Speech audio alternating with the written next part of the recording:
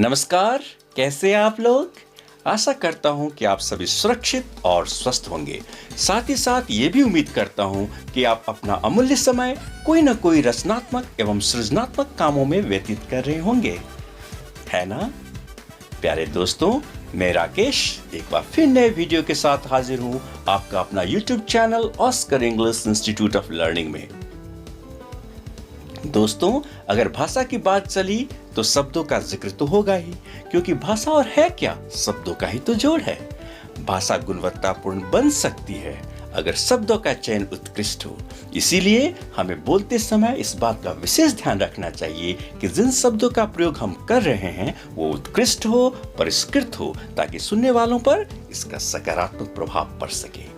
हमारा प्रयास पिछले कई वीडियोस से यही रहा है कि कैसे आपकी इंग्लिश लैंग्वेज का स्तर सुधारा जाए, ताकि आप जब भी बोलें तो वो इम्प्रेसिव हो और उसका असर गहन हो। इसीलिए प्यारे दोस्तों, मेरी ओर से एक सुझाव है कि आप पिछले सभी वीडियोस को देखें, एक बार नहीं बार बार देखें, ताकि उन शब्दों का और उनसे बने सेंटेंसेस का प्रयोग अपनी इंग्लिश लैंग्वेज में आप सही ढंग से कर सकें। उन वीडियोस का लिंक नीचे डिस्क्रिप्शन बॉक्स में दिया गया है। तो चलिए बिना देर के हम शुरू करते हैं आज का हमारा वीडियो। जो पहला वर्ड है हमारी लिस्ट में वो है डिवैकल। डिवैकल का मतलब होता है पराजय या फिर असफलता।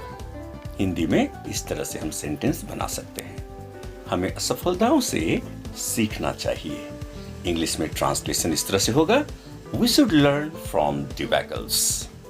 नेक्स्ट वर्ड है प्रॉस्पेक्ट, जिसका मतलब होता है आशा या फिर संभावना। हिंदी में इस तरह से हम सेंटेंस बना सकते हैं, मैंने अपने करियर की संभावनाओं को बेहतर बनाने के लिए विदेश में काम किया। इंग्लिश में इसका ट्रांसलेशन इस तरह से होगा, I worked abroad to improve my career prospects. Next word है स्टैगरिंग, जिसका मतलब होता है चौंका देने वाला या फिर आश्चर्यजनक। हिंदी में इस तरह से हम सेंटेंस बना सकते हैं, उन्होंने कठिन परिश्रम के कारण अंग्रेजी में आश्चर्यजनक प्रगति की है। इंग्लिश में इसका ट्रांसलेशन इस तरह से होगा, he has made staggering progress in English due to hard labor। Next word है embolden, जिसका मतलब होता है प्रोत्साहित करना। हिंदी में किस तरह से सेंटेंस बना सकते हैं देख लेते हैं, उसका मालिक उसे उसके कामों के लिए प्रोत्साहित करते हैं। इंग्लिश में ट्रांसलेशन इस तरह से होगा, his boss emboldens him for his works। Next word है कैंकर, जिसका दो मतलब होता है, एक है नासुर और दूसरा है सड़ा देना। नासुर को लेकर हम हिंदी में इस तरह से सेंटेंस बना सकते हैं, उसके होठों पर नासुर है, जिसका ट्रांसलेशन इंग्लिश में इस तरह से होगा, she has canker on her lip। और जो दूसरा वर्ड है सड़ा देना, उसको हिंदी में इस तरह से सेंटेंस बनाएंगे, कुछ भ्रष्ट नेताओं ने पूरी व्यवस्था को सड़ा दिया है। इंग्लिश में ट्रांसलेशन इसका इस तरह से होगा, some corrupt leaders have cankered the whole system। Next word है infallible। infallible का मतलब होता है अचूक या फिर अड़िग। हिंदी में इस तरह से सेंटेंस बनाएंगे, मुझे खुद पर अड़िग विश्वास है। इंग्लिश में ट्रांसलेशन इस तरह से होगा, I have infallible faith in myself। Next word है coerce। coerce का मतलब होता है मजबूर करना या फिर विवश करना। हिंदी में इस तरह से सेंटेंस बनाएंगे, उन्होंने मुझे दस्तावेजों पर हस्ताक्षर करने के लिए मजबूर किया। इंग्लिश में ट्रांसलेशन इस तरह से होगा, they coerced me into signing the documents। Next word है imbibe, जिसका मतलब होता है पी लेना या फिर याद करना। देखते हैं हिंदी में किस तरह से हम सेंटेंस बना सकते हैं। आपको इस वीडियो की सूची में दिए गए उन सभी शब्दों को याद करना चाहिए। इंग्लिश में इसका ट्रांसलेशन हम इस तरह से करेंगे, you should imbibe all those words given in the list of this video। Next word हमारे लिस्ट में है वो है accustomed। accustomed का मतलब होता है आदत या फिर अभ्यस्त या फिर आदी। हिंदी में हम इस तरह से सेंटेंस बनाएंगे, मैं सुबह जल्दी जागने का आदी हूँ। इंग्लिश में इसका ट्रांसलेशन इस तरह से होगा, I am accustomed to waking up early in the morning. Next word है लिटरली, जिसका मतलब होता है सचमुच या फिर वास्तव में। हिंदी में इस तरह से सेंटेंस बनाएंगे हम, वो पिछले हफ्ते से सचमुच बीमार है। इंग्लिश में इसका ट्रांसलेशन इस तरह से होगा, he is literally ill since the last week.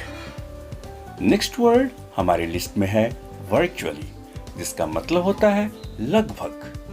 Hindi में हम किस तरह से सेंटेंस बना सकते हैं वो देख लेते हैं। वो लगभग सभी घर का काम करती है।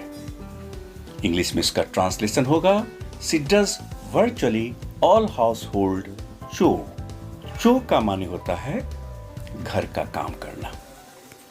नेक्स्ट वर्ड है अबाइड बाय। अबाइड बाय का मतलब होता है पालन करना या फिर मानना। देखते हैं किस तरह से हम हिंदी में सेंटेंस बना सकते हैं। प्रत्येक छात्र को स्कूल द्वारा लगाए गए नियमों को पालन करना चाहिए। इंग्लिश में इसका ट्रांसलेशन इस तरह से होगा, every student should abide by the rules imposed by the school. Next word है वो है प्रीटेक्स्ट, जिसका मतलब होता है बहाना। हिंदी में इस तरह से सेंटेंस बनाएंगे, मैं उनसे मिलने के बहाने वहां गया। इंग्लिश में इसका ट्रांसलेशन इस तरह से होगा, I went there on the pretext of meeting him. जो नेक्स्ट वर्ड है हमारे लिस्ट में वो है अनप्रेसिडेंटेड। हमें इस वर्ड का मतलब समझ लेना चाहिए। पहले तो हम ये जान लेते हैं कि प्रेसिडेंटेड का माने क्या होता है, इसका मतलब क्या होता है। प्रेसिडेंटेड का मतलब होता है जो पहले हो चुका हो। ठीक इसका उल्टा होगा अनप्रेसिडेंटेड, यानी कि पहले कभी ना हुआ हो। पहले कभी ना हुआ हो, अनोखा हो, बेजोड़ हो, बेमिसाल हो। सो अनप्रेसिडेंटेड का माने होगा बेजोड़, बेमिसाल या फिर अनोखा। हिंदी में हम इस तरह से सेंटेंस बनाएंगे, पर्यटन क्षेत्र में पिछले साल एक अभूतपूर्व उपलब्धि देखी गई। इंग्लिश में ट्रांसलेशन इस तरह से होगा, the tourism sector witnessed an unprecedented achievement last year. अब हमारे लिस्ट में जो अंतिम वर्ड है, जो लास्ट वर्ड है, वो है having said that. Having said that का मतलब होता है पर फिर भी। हम हिंदी में किस तरह से सेंटेंस बनाते हैं वो देख लेते हैं। अंग्रेजी एक बहुत ही सरल भाषा है, पर फिर भी हमें बहुत अभ्यास करने की आवश्यकता है। इंग्लिश में ट्रांसलेशन इस तरह से होगा, English is a very simple language, having said that we need to practise a lot. एक और सेंटेंस देख लेते हैं हिंदी में। आप बार बार मेरी वीडियो को देख रहे हैं, पर फिर भी आप मेरे चैनल को सब्सक्राइब नहीं करते हैं। इंग्लिश में ट्रांसलेशन इसका इस तरह से होगा, you watch my videos frequently, having said that you don't subscribe my channel. तो प्यारे दोस्तों, हमारा चैनल आपसे अनुरोध करता है कि इसे आप सब्सक्राइब करें और सब्सक्राइब करते वक्त बेल आइकॉन यानी कि घंटी के निशान को प्रेस करें, ताकि आने वाले सभी नए वीडियोस का नोटिफिकेशन आपको समय पर मिलता रहे। अगर आपको मेरे प्रयास पसंद आए हैं तो इस वीडियो को लाइक करें, कमेंट करें और अपने दोस्तों के साथ शेयर जरूर करें। आज के लिए बस इतना ही। मिलते हैं अगले वीडियो लेक्चर में। तब तक के लिए you take very good care of yourself. Bye bye.